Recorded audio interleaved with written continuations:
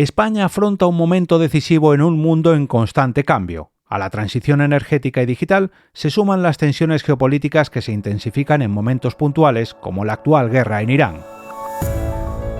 A pesar de este contexto de volatilidad, España muestra un comportamiento diferencial respecto a sus vecinos europeos, registrando crecimiento económico, creación de empleo y avances en ámbitos como la innovación y la transición energética.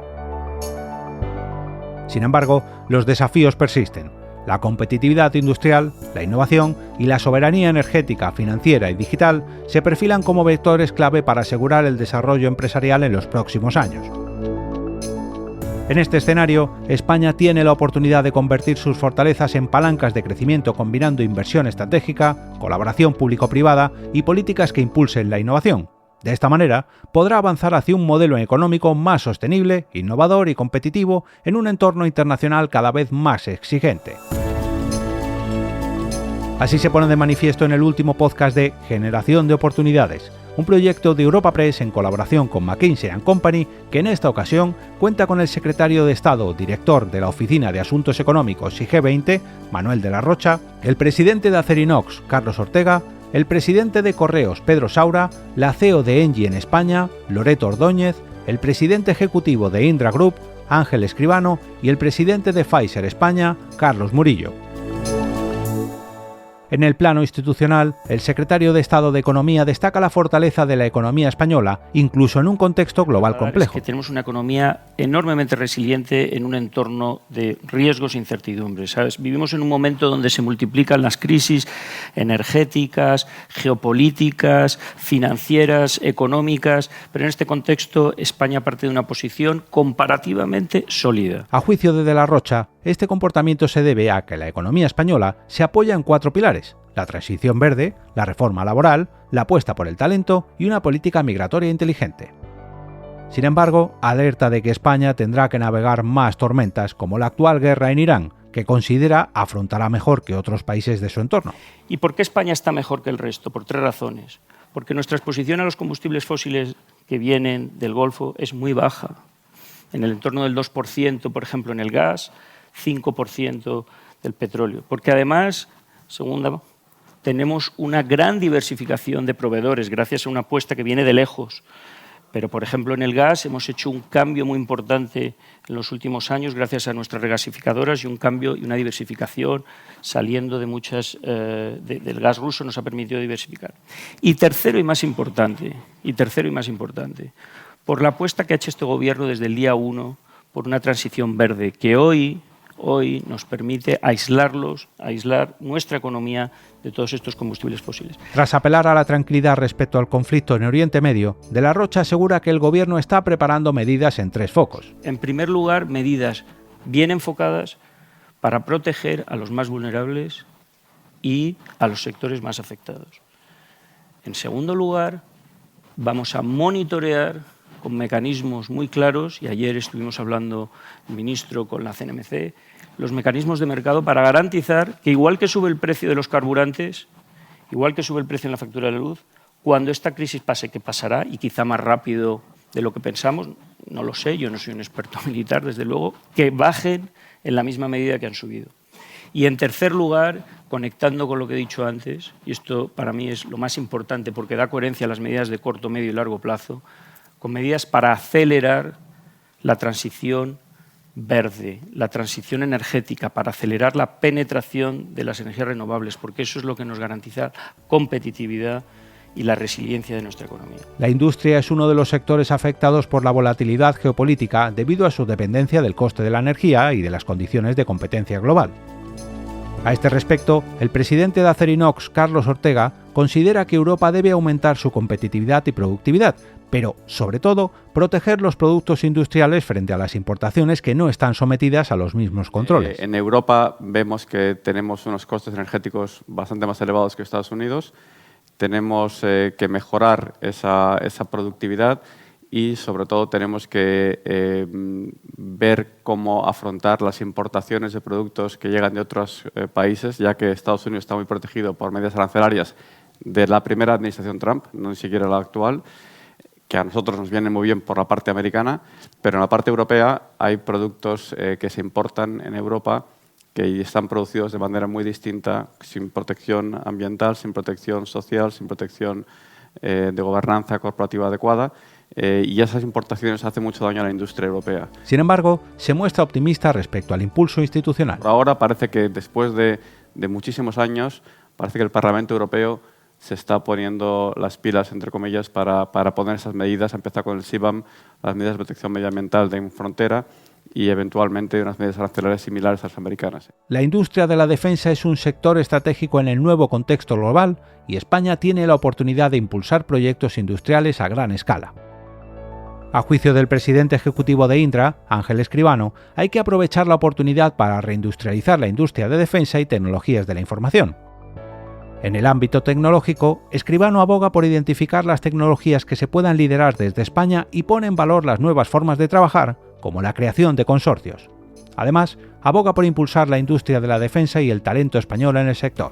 Yo creo que además hay que aprovechar otra cosa más, que es que la defensa de Europa empieza en sus fábricas, en las fábricas que estén en Europa. Nosotros vamos a centrarnos más en las fábricas españolas, ¿no? que son las nuestras. Y en sus centros de ingeniería y la tecnología y el talento que tienen pues, las personas que la conforman, ¿no? Y que son la base de esa competencia, ¿no? y toda esta estrategia económico-financiera que al final asegura la seguridad de nuestro sistema, pues creo que se está haciendo, pues la verdad que bastante bien. También con el foco en la autonomía estratégica y la competitividad, la consejera delegada de ENGIE en España, Loreto Ordóñez, apuesta por la transición energética. Cuando vemos lo que está pasando, no solamente con este shock geopolítico que estamos teniendo ahora y el impacto que tiene en los precios de los commodities, el impacto que esto puede tener en inflación, etcétera, etcétera, lo que sí que es cierto es que el hecho de apostar por energías más autóctonas, energías más verdes, energías más descarbonizadas, energías que además a día de hoy aportan muchísimo valor porque hay un estado de madurez muy importante desde un punto de vista tecnológico,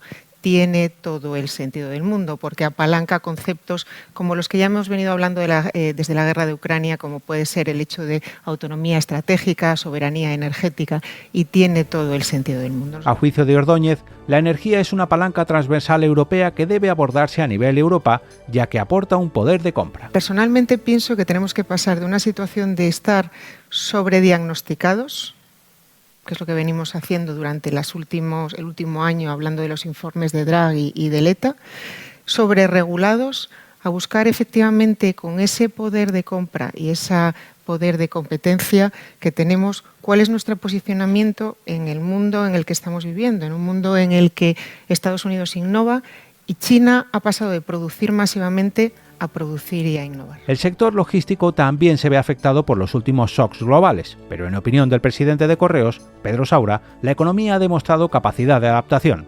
En esta situación, Saura opta por sacar lecciones que a su juicio pasan por el impulso de la colaboración público-privada, lograr un equilibrio entre la demanda interna y la demanda externa y asumir la importancia del sector servicios. Correos, en su transformación, apuesta por ese empleo en el sector servicios cualificado y de calidad, que también explica que la economía española que tenga un peso del sector servicios mayor y del sector servicios cualificado, no turístico, que tanto pesa ahora en las exportaciones españolas y que no pesaba hace 20 años o 15 años. El sector farmacéutico también ve oportunidades claras para España. El presidente de Pfizer en España, Carlos Murillo, destaca las fortalezas españolas como un sistema sanitario sólido, profesionales de primer nivel y una industria cada vez más sofisticada para captar más inversión internacional en investigación y desarrollo. España está muy posicionada para capturar más investigación y desarrollo, para atraer más talento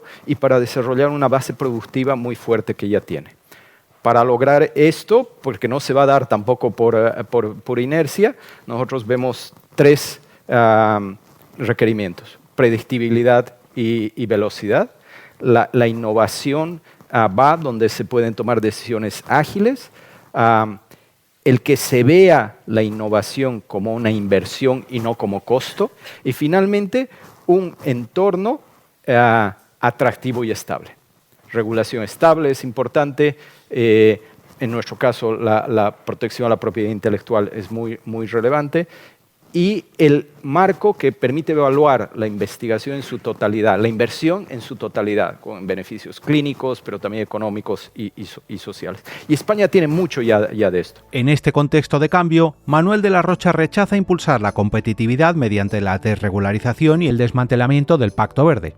Por el contrario, sus prioridades pasan por culminar el mercado interior europeo y avanzar hacia la soberanía energética, financiera y digital.